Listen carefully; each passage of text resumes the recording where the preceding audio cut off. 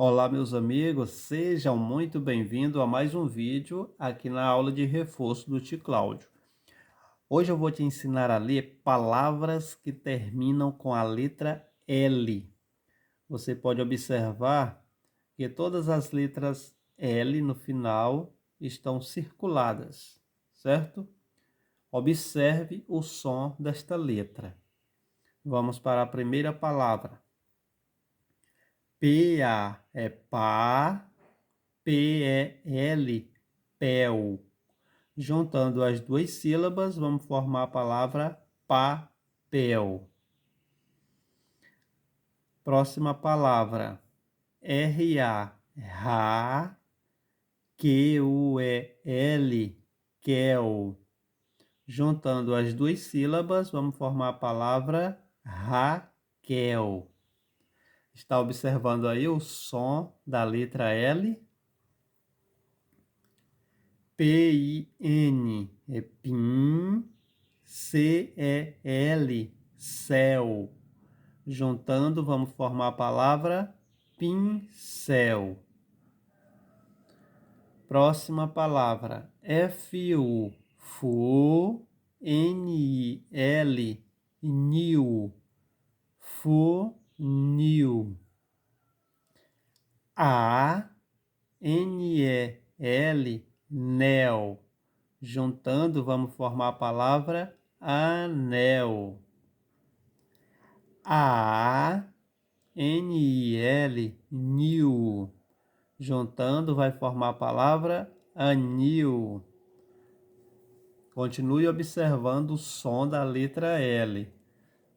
Veja bem que as palavras também estão separadas em sílabas. Próxima palavra. A-N-I, ni, M-A-L, mal. Juntando as três sílabas, vamos formar a palavra animal. S-A-L, a gente lê sal. Veja bem que essa palavra tem apenas uma sílaba. Última palavra, S-O-L, é sol. A palavra sol também tem apenas uma sílaba. E aí, observaram o som da letra L? Todas essas palavras aqui são terminadas com L, só que a letra L em todas essas palavras tem som de U, certo?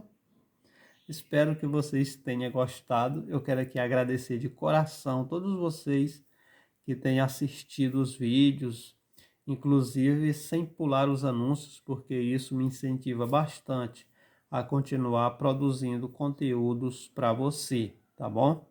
Obrigado a você que sempre deixa o like, compartilha o vídeo entre seus familiares e amigos. Que o Papai do Céu venha te abençoar poderosamente, você e sua família. Amém?